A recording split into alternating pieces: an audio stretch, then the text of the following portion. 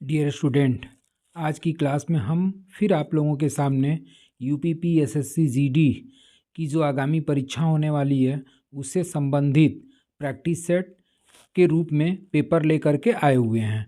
अब इसमें आपका पहला क्वेश्चन है कि भारत के पर्चे पर प्रतीक RX सामान्यतः किसको दर्शाता है। तो उस कंडीशन में आप लोग देखते होंगे कि सबसे पहले कोई भी डॉक्टर अपने पर्चे के ऊपर इस तरीके का RX सिंबल बनाता है। तो इसी RX सिंबल का मतलब अंग्रेजी में होता है टेक। RX का मतलब क्या होता है? टेक। और इसका टेक का मतलब ये हो गया कि जो दवाई नीचे लिखी गई है उसे लें और सेवन करें। तो इसका आंसर क्या हो जाएगा? सी, लेना। अगला क्वेश्चन कि निम्नलिखित में कौन सा विकल्प भारत में रबी फसल का उदाहरण नहीं है। तो इसका आंसर हो जाएगा आपका सी, कोहड़ा जो है ये रबी फसल का उदाहरण नहीं है, जबकि सरसों हो गया, गेहूं हो गया, जौ हो गया, ये तीनों जो है रबी की फसल का उदाहरण है। अब इसमें जो अगला क्वेश्चन बन जाता है कि रबी की फसल की बुआई कब की जाती है। तो रबी फसल की जो बुआई की जाती है वो आपका अक्टूबर नवंबर में की जाती है तथा बसंत ऋतु यानी कि मार्च अप्रैल में इसे क्या किया जाता है? काट लिया जाता है। तो इस पे भी ध्यान दीजिएगा, कोहड़ा जो है वो रबी की फसल ना होकर के ये जायद की फसल है। कोहड़ा किसकी फसल है? ये जायद की फसल है, जबकि सरसों, गेहूं और जौ जो है ये रबी की फसल के रूप में शामिल की जाती है। अगला क्वेश्चन कि 1831 में board of revenue Uttar Pradesh की स्थापना कहाँ की गई थी। तो इसका आंसर हो जाएगा आपका इलाहाबाद। और 1831 ईस्वी में बोर्ड ऑफ रेवेन्यू की स्थापना इलाहाबाद में की गई थी। और किस सन में? तो 1831 ईस्वी में। अगला क्वेश्चन कि मैक्सिको की मुद्रा क्या है। तो मैक्सिको की जो मुद्रा है वो आपका पेसो, और ये मैक्सिको की मुद्रा पेसो है। और इसकी राजधानी भी आप लोग ध्यान दीजिएगा, तो मैक्सिको की राजधानी जो है वो मैक्सिको सिटी है, मैक्सिको सिटी। तो देश राजधानी मुद्रा से भी रिलेटेड क्वेश्चन आपके परीक्षाओं में एक दो मिल जाते हैं। तो मैक्सिको की राजधानी क्या है? मैक्सिको सिटी है। और यह जो है उत्तरी अमेरिका का एक महाद्वीप है। उत्तरी अमेरिका महाद्वीप में यह स्थित मैक्सिको शहर है, जो कि एक तटीय देश है तथा इसकी राजधानी मैक्सिको सिटी मानी जाती है। मैक्सिको के बारे में एक तथ्य और आप लोग याद रखिएगा कि मैक्सिको जो है ये चांदी उत्पादन में अपना सर्वोच्च स्थान रखता है, मतलब शीर्ष स्थान रखता है विश्व में। अब अगले क्वेश्चन पे आते हैं, जबकि इसमें और भी अगर आप देखना चाहें तो रुपया जो है ये भारत का मुद्रा का नाम है, जबकि दिनार जो है ये कुवैत की मुद्रा है, और डॉलर जो है ये आपका कनाडा की मुद्रा है। डॉलर तो और भी देशों की है, और डॉलर कुवैत, कनाडा हो गया, अमेरिका हो गया, तो इस तरीके से अन्य देशों की मुद्राओं का भी नाम डॉलर है। अगला क्वेश्चन आता है कि सितंबर 2019 में भारत के निम्नलिखित किस राज्य ने मालदीव के साथ समझौता ज्ञापन MOU पर हस्ताक्षर किया, ताकि द्वीपीय देश में कैंसर केयर सुदृढ़ हो सके। तो इसका आंसर हो जाएगा आपका केरल। और ये जो आपका केरल है, इसी केरल और मालदीव के साथ एक समझौता ज्ञापन पर हस्ताक्षर किया गया, ताकि दोनों देशों के मध्य कैंसर केयर सुदृढ़ हो सके। अगला क्वेश्चन आता है कि जीएसटी के तहत सामानों को व्यवस्थित तरीके से वर्गीकृत करने के लिए निम्नलिखित में किस कोड का उपयोग किया जाता है। तो इसका आंसर हो जाएगा HSN कोड। और ये जीएसटी के तहत सामानों को व्यवस्थित तरीके से वर्गीकृत करने के लिए HSN कोड का उपयोग किया जाता है। और HSN का फुल फॉर्म क्या है? तो harmonised system of nomenclature, harmonised system of nomenclature. तो ये एक तरीके से जीएसटी के सामानों को वर्गीकृत करने के लिए एक कोड का उपयोग किया जाता है, जिसे HSN कोड के नाम से जाना जाता है। फुल फॉर्म नोट कर लीजिएगा, क्योंकि फुल फॉर्म से भी रिलेटेड क्वेश्चन आपके परीक्षाओं में पूछ देता है। अगला क्वेश्चन कि पट्टाडकल स्मारक जो भारत के स्थापत्य रूपों के लिए प्रसिद्ध है, भारत के निम्नलिखित किस राज्य में स्थित है। तो पट्टाडकल जो है ये आपका कर्नाटक राज्य में स्थित है और ये पट्टाडकल एक मंदिरों का एक समूह है। और इस पट्टाडकल का निर्माणकर्ता कौन था? तो पट्टाडकल स्मारक समूह के जो निर्माणकर्ता थे वो आपके चालुक्य वंश के शासकों द्वारा कराया गया था। चालुक्य वंश के शासकों द्वारा इसका निर्माण कराया गया था और इसी पट्टाडकल को 1987 में विश्व धरोहर सूची में शामिल किया गया है। अगला क्वेश्चन कि भारत सरकार का अधिकृत निकाय एपेडा कृषि क्षेत्र के निम्नलिखित में किस पक्ष से संबंधित है? तो भारत सरकार का जो एपेडा है वो एपेडा खाद्य उत्पादों के निर्यातक के पक्ष में होता है। तो ये एक तरीके से खाद्य से रिलेटेड है, यानी कि प्रसंस्करण खाद्य उत्पादों का निर्यात। और एपेडा का जो फुल फॉर्म है वो भी नोट कर लीजिए, agriculture and processed food products export development authority. और ये वाणिज्य एवं उद्योग मंत्रालय के तहत एक चलाया जाने वाला निकाय है जिसका काम निर्यात को बढ़ावा देना। और इस एपेडा की स्थापना भी आप लोग नोट कर लीजिए। एपेडा की जो स्थापना की गई थी वो दिसंबर 1985 में की गई थी। दिसंबर 1985 में इस एपेडा की स्थापना की गई और यह जो है एपेडा आपका वाणिज्य एवं उद्योग मंत्रालय के तहत चलाया जाने वाला एक निकाय है। अगला क्वेश्चन कि निम्नलिखित में कौन सा लॉन्च वाहन मिशन चंद्रयान 2 के उपयोग में किया गया था? तो इसका आंसर हो जाएगा आपका GSLV MK3।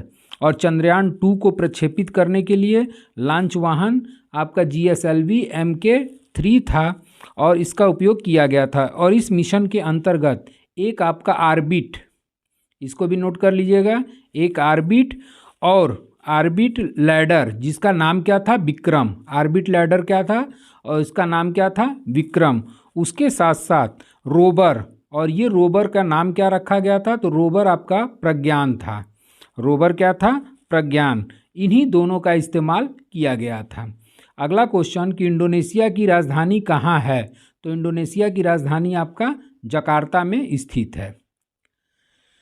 अगला क्वेश्चन कि लखनऊ घराना निम्नलिखित में किससे संबंधित है? तो लखनऊ घराना जो है आपका संगीत और नृत्य से संबंधित एक घराना है जहाँ पर एक तरीके से शास्त्रीय नृत्य, कथक वगैरह कलाकारों की ट्रेनिंग दी जाती है। अगला क्वेश्चन कि केंद्रीय गुप्तचर प्रशिक्षण स्कूल कहाँ स्थित है? तो केंद्रीय गुप्तचर प्रशिक्षण स्कूल जो है वो कोलकाता में स्थित है।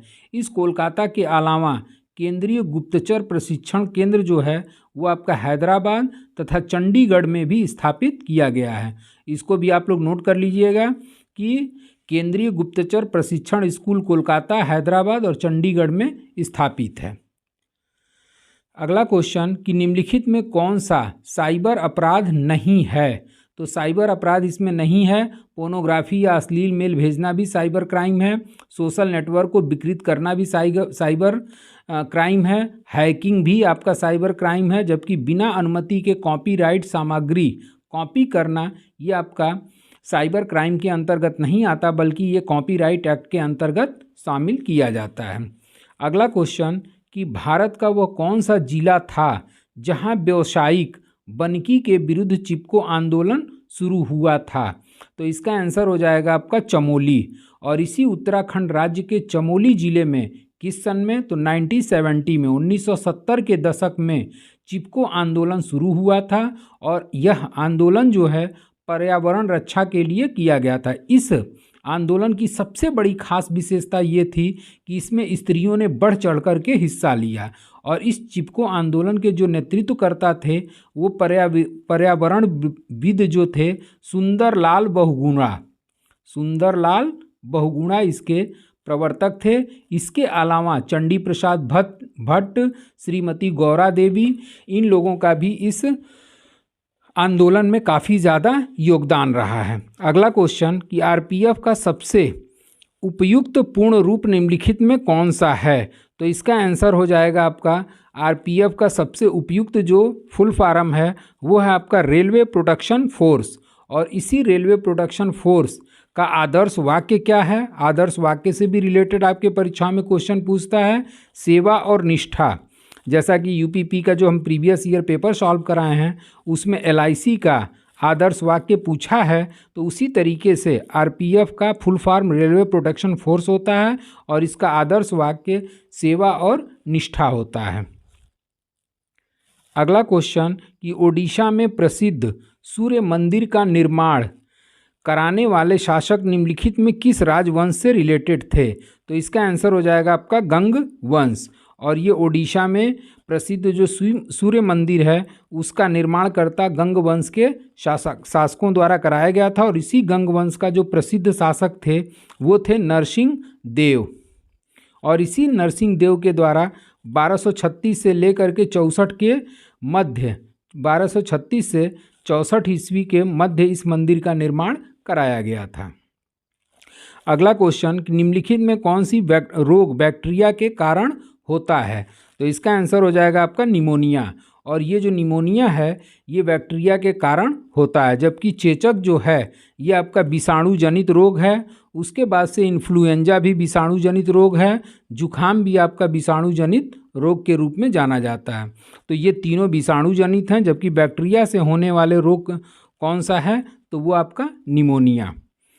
अब अगले क्वेश्चन पे हम लोग आते हैं कि निम्नलिखित में कौन सा विकल्प राजस्थान में स्थित राष्ट्रीय उद्यान और वन्य जीव अभ्यारण्य के संबंध में गलत है?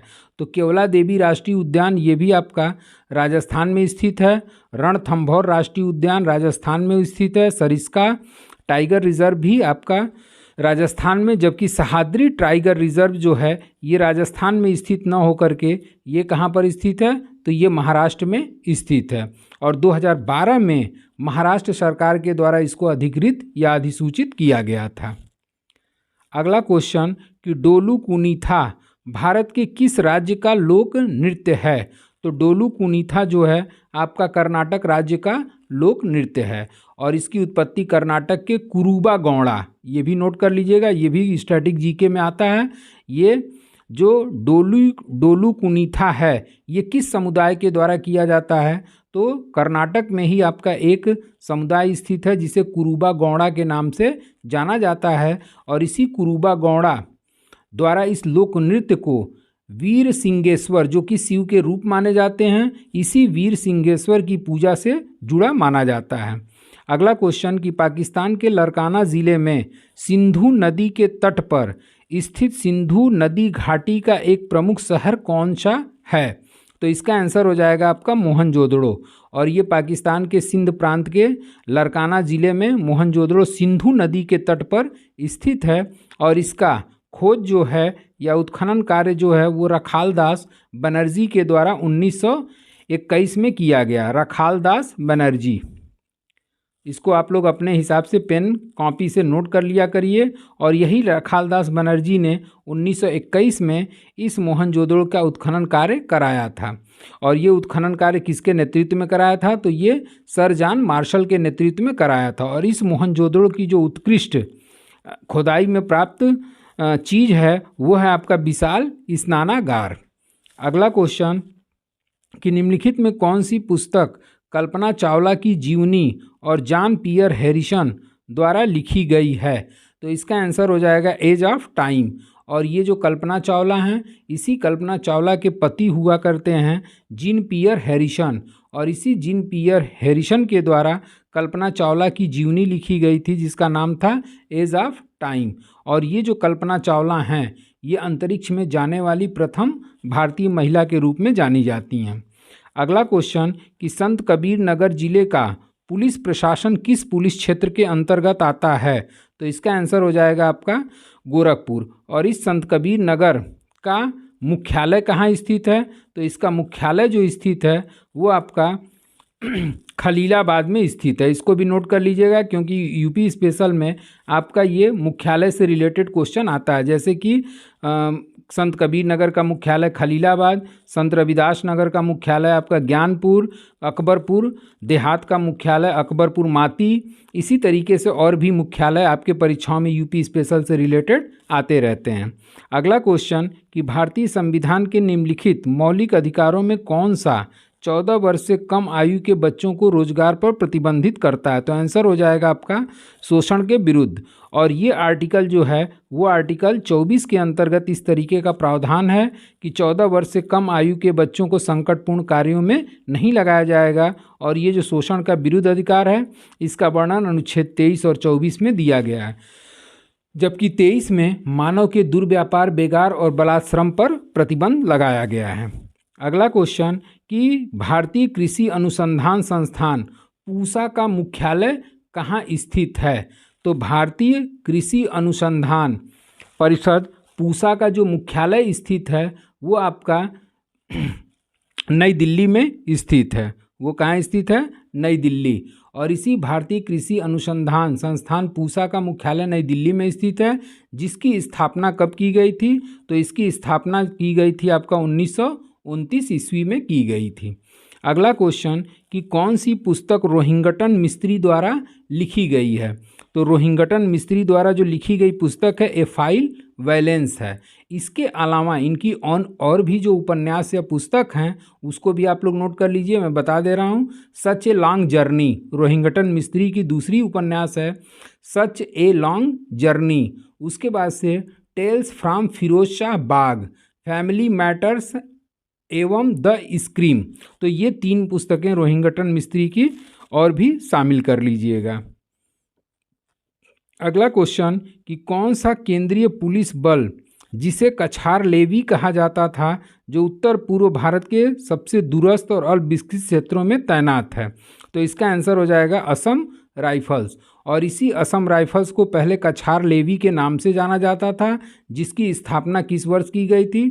तो इसकी स्थापना की गई थी आपका 1835 में। और 1835 में इसे कछार लेवी कहा जाता था, जबकि 1917 से इसका नाम बदल करके असम राइफल्स कर दिया गया, जो भारत की सबसे पुरानी सेना के रूप में माना जाता है। इसके साथ साथ इसी असम राइफल्स को, ये भी पॉइंट नोट कर लीजिएगा, असम राइफल्स को पूर्वोत्तर का प्रहरी के नाम से भी जाना जाता है।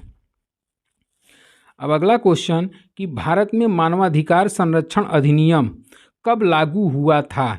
तो इसका आंसर हो जाएगा आपका 1993। और 28 सितंबर 1993 को भारत में मानवाधिकार संरक्षण अधिनियम लागू किया गया, जिसमें कुल मिलाकर के 8 अध्याय और 43 धाराएं इसमें शामिल हैं। 8 अध्याय और 43 धाराएं इसमें शामिल हैं। अगला क्वेश्चन कि जून 2020 तक राष्ट्रीय मानवाधिकार आयोग में कुल कितने कोर ग्रुप थे? तो इसका आंसर हो जाएगा आपका 9। इसका आंसर हो जाएगा 9। और राष्ट्रीय मानवाधिकार आयोग में कुल कितने कोर ग्रुप हैं? तो 9 हैं, जिसमें कि आपका कोर ग्रुप ऑन चिल्ड्रेन भी हो जाता है, NGO and human right defender core हो जाता है, advisory group of bonded labour हो जाता है। तो इस तरीके के से कुल मिलाकर के कितने कोर इसमें हैं? 9 कोर की स्थापना की गई है। और ऊपर देख रहे हैं कि मानवाधिकार संरक्षण अधिनियम कब आया था? तो 1993 में, जिसकी स्थापना 28 सितंबर 1993 को की गई। और इस ह्यूमन राइट्स एक्ट में आपका जो है वो 8 अध्याय और 43 धाराएं इसमें शामिल की गई हैं। अगला क्वेश्चन कि निम्नलिखित कथनों को पढ़ें और इसका सही विकल्प चुनें। तो कच्छ का ग्रेट रण भारत के थार रेगिस्तान में एक नमकीन दलदल है जिसे 2 भागों में विभाजित किया गया है, जिसे कच्छ का ग्रेट रण और लिटिल रण ऑफ कच्छ के नाम से जाना जाता है। दूसरा कि भारतीय घुड़खर की प्रमुख आबादी कच्छ के छोटे रण में है और इस क्षेत्र में घुड़खर अभयारण्य घोषित किया गया है, जिसका क्षेत्रफल इतना वर्ग किलोमीटर है। उसके बाद से कथन 1 सही है, कथन 2 सही है, 1 और 2 दोनों 1 सही है, 2 गलत है। उसके बाद से 1 गलत है, 2 सही है। तो ये दोनों ऑप्शन जो है ये आपका सही है। अगला क्वेश्चन आता है कि पादप वायरस टीएमवी का पूर्ण रूप क्या है? तो पादप वायरस टीएमवी का जो पूर्ण रूप है वो है आपका टोबैको मोज़ेक वायरस। और इसी टीएमवी का पूर्ण रूप टोबैको मोज़ोक वायरस है। उसके बाद से अगला क्वेश्चन कि जून 2020 में चीन के साथ संघर्ष में कमांडिंग ऑफिसर सहित 20 से अधिक सैनिक निम्नलिखित में किस क्षेत्र में मारे गए? तो आंसर हो जाएगा आपका गलवान घाटी। और जून 2020 में भारत और चीन के मध्य गलवान घाटी को लेकर के संघर्ष हुआ था, जिसमें 20 से अधिक सैनिक और एक कमांडिंग ऑफिसर मारे गए थे। और इसकी कहानी यह है कि चीनी सेना द्वारा 1962 में जब भारत चीन के मध्य युद्ध हुआ था तो उसी समय चीन इस पर कब्जा करने का प्रयास किया, लेकिन भारत का इस पर नियंत्रण बना रहा। अगला क्वेश्चन कि मानवाधिकार के लिए संयुक्त राष्ट्र संघ के उच्चायुक्त कार्यालय में आर्थिक, सामाजिक और सांस्कृतिक अधिकारों के समिति में कितने सदस्य शामिल हैं? तो आंसर हो जाएगा आपका 18। अगला क्वेश्चन कि राजस्व बोर्ड या board of revenue Uttar Pradesh में कुल कितने सदस्य हैं? तो इसका आंसर हो जाएगा आपका 10। कुल सदस्यों की संख्या कितनी है? 10, जिसमें एक अध्यक्ष होगा, 2 प्रशासनिक सदस्य एवं 7 न्यायिक सदस्य के रूप में शामिल होते हैं। अगला क्वेश्चन कि भारतीय संविधान के आर्टिकल 326 के अनुसार हर राज्य के विधानसभा और विधान परिषद में चुनाव वयस्क मताधिकार के आधार पर होंगे। वयस्क मताधिकार से तात्पर्य है कि प्रत्येक भारतीय नागरिक की उम्र चुनाव में भाग लेने के लिए कितने वर्ष से कम नहीं होना चाहिए? तो इसका आंसर हो जाएगा आपका 18 वर्ष। और ये जो 18 वर्ष की आयु निर्धारित की गई है, ये आपका 61वां संविधान संशोधन 1989 द्वारा निर्धारित की गई है। और पहले ये 1989 के पूर्व मताधिकार की जो आयु हुआ करती थी वो 21 वर्ष थी, और राजीव गांधी की सरकार ने इसे 61वां संविधान संशोधन 1989 द्वारा 21 वर्ष की जगह पे मताधिकार की आयु 18 वर्ष कर दिया। अगला क्वेश्चन कि म्यांमार में भारत का दूतावास निम्नलिखित में किस स्थान पर स्थित है? तो आंसर हो जाएगा यांगून। और इसी म्यांमार में भारत का जो दूतावास स्थित है वो यांगून में स्थित है। अगला क्वेश्चन कि निम्नलिखित में किस तारीख को विश्व मस्तिष्क ट्यूमर दिवस के रूप में मनाया जाता है? तो आंसर हो जाएगा आपका 8 जून, जबकि 5 जून को विश्व पर्यावरण दिवस मनाया जाता है। 12 जून को जो है आपका वो विश्व बाल श्रम विरोधी दिवस मनाया जाता है, और 21 जून को विश्व संगीत दिवस और विश्व योग दिवस के रूप में मनाया जाता है। ये तीनों भी आप लोग नोट कर लीजिएगा। अगला क्वेश्चन कि सीआरपीएफ का सबसे उपयुक्त पूर्ण रूप। अब देखिए यहाँ पे आप देख रहे होंगे कि फुल फॉर्म से भी लगभग 2 क्वेश्चन आपके परीक्षाओं में पूछ रहा है। तो अब यहाँ पर सीआरपीएफ का पूर्ण रूप जो है वो क्या है? तो इसका आंसर हो जाएगा सी, सेंट्रल रिजर्व पुलिस फोर्स। और ये जो सीआरपीएफ है, ये सीआरपीएफ किसके अधीन काम करता है? तो ये गृह मंत्रालय के अधीन काम करता है। इस टाइप के भी क्वेश्चन आपके परीक्षाओं में पूछता है। तो कि कौन सा विभाग जो है किस मंत्रालय के अधीन काम करता है? तो सीआरपीएफ गृह मंत्रालय के अधीन काम करता है। और इसका मुख्यालय कहाँ स्थित है? इसका मुख्यालय दिल्ली में स्थित है। और इस सीआरपीएफ का जो स्थापना किया गया था वो 1939 में किया गया था। और पहले इस सीआरपीएफ का जो नाम लिया गया था वो सीआरपी के नाम पर लिया गया था। सीआरपी का फुल फॉर्म होता है क्राउन रिप्रेजेंटेटिव पुलिस, और बाद में 39 में इसे सीआरपीएफ के नाम से स्थापित किया गया। और अगला आपका लास्ट क्वेश्चन बनता है कि निम्नलिखित में से किस देश ने सितंबर 2020 में रॉयल ऑस्ट्रेलियन नौसेना के साथ पैसेज एक्सरसाइज किया? तो इसका आंसर आपका हो जाएगा भारत। और इसी भारत और आपका ऑस्ट्रेलियाई नौसेना के मध्य आपका एक अभ्यास खेला गया, नौसेना अभ्यास किया गया, जिसका क्या नाम था? पैसेज। और ये जो पैसेज किया गया था वो आपका हिंद महासागर में आयोजित किया गया था। और ये जितने भी आपके अभ्यास 2 देशों के मध्य, सेनाओं के मध्य जो अभ्यास होता है, इसका मुख्य उद्देश्य होता है एक तरीके से अंतर क्षमता को बढ़ाना, तालमेल में सुधार करना और एक दूसरे से सर्वोत्तम के प्रयास को अपनाना। इसी तरीके से भारत और रूस के मध्य जो अभ्यास किया जाता है उसे इंद्र अभ्यास के नाम से जाना जाता है, जबकि भारत और अमेरिका के मध्य मालाबार अभ्यास किया जाता है। तो इस तरीके से ये लगभग 38-37 क्वेश्चन का सेट हमने आपको सॉल्व कराया। और ये इसको व्याख्या पर आप लोग, मैं बार बार कह रहा हूँ कि व्याख्या पर ध्यान देते रहिएगा। उसके साथ साथ व्याख्या के साथ साथ ये भी है कि ये जितने भी आपके क्वेश्चन पूछे गए हैं ये भिन्न भिन्न परीक्षाओं में, और ये भी पेपर एक तरीके से उत्तर प्रदेश कांस्टेबल भर्ती का ही ये पेपर है। तो आज के लिए बस इतना ही। Thank you so much.